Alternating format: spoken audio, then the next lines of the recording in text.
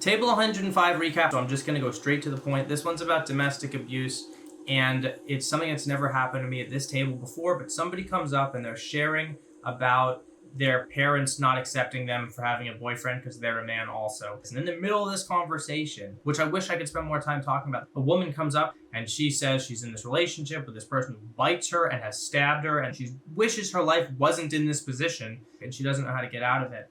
And in the middle of her venting and talking about this and me thinking, what could I possibly say? And knowing that I don't have to say anything, but feeling like, gosh, I want to help this person. The man she's talking about runs up to us and he says, what are you doing? And she says, I'm talking to these people. And he says, you could talk to these hands, and starts yelling at her. And I've just heard about how terrifying he is to her. And now I'm seeing it and I'm scared and I don't really know what to do, because this isn't something you call the police about. This is something that two adults kind of have to resolve on their own, I think.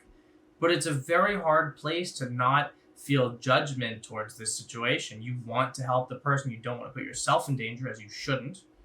And then all of a sudden they're gone. They walk off right away. And so I left this not really knowing what to think or what to feel. What do you think I should do? I just didn't have any chance to even say anything, and now I'm worried, but that's all I got. So let me know what you think, and thanks for listening. Have a great listening day. Please show love to the people you care about. In the last video, I saw an abusive situation, and I decided not to call the police, and I'll tell you why and how you can affect the future of the listening table and also the entire peer support network nationally. I didn't mention in the video that the sheriff said she didn't want to go to the police, which means me calling the police would have put her in an involuntary intervention situation, which is a very heated debate topic in the peer support community right now. There are two major sides to this. There's the yes if side, and this involves a group of policymakers who oversee mandated reporters. This is the suicide hotline. This is healthcare professionals, police, firemen, teachers. There are certain things that you are legally required to call the police about: child abuse, elder abuse, and certain crimes. Intimate partner violence is not on that list. Whether it's right or wrong, it's not on the list of calling the cops if this happens. On the other side of the debate is the never call the cops about anything camp, which is a philosophy that several other peer support lines use. I'm not personally on that side. I think there are things that you should get the police involved in. And my training for the suicide hotline says call the police if there's child abuse or elder abuse or certain crimes. That's how I was trained, and that's why I made my decision not to call the police.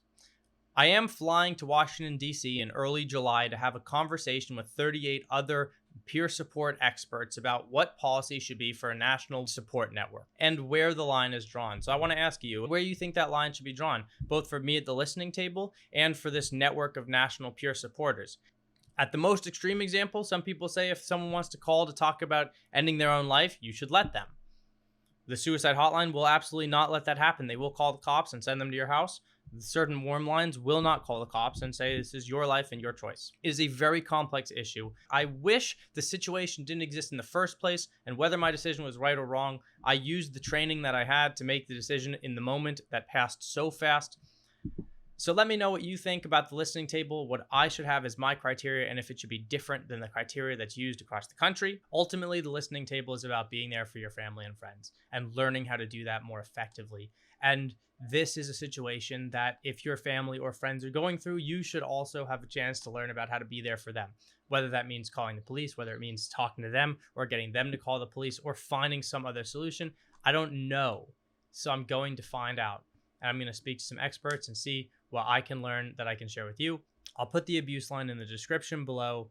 If you need it, they will tell you what to do in the situation you're in. They're 24/7. You can also call the number 211, which should connect you with any resource you need. And if you just want to talk to someone and have a listening ear, you can go to warmline.org, and that has a directory of all these peer support lines across the country that you can call in your area. And if you're an expert in this field or in any field of communication and family connections and safety, please don't hesitate to reach out or leave a comment below. I'd love to hear what you have to say because you know something valuable and I want to help share it. So thanks for listening. Thanks for being here. And have a great listening day.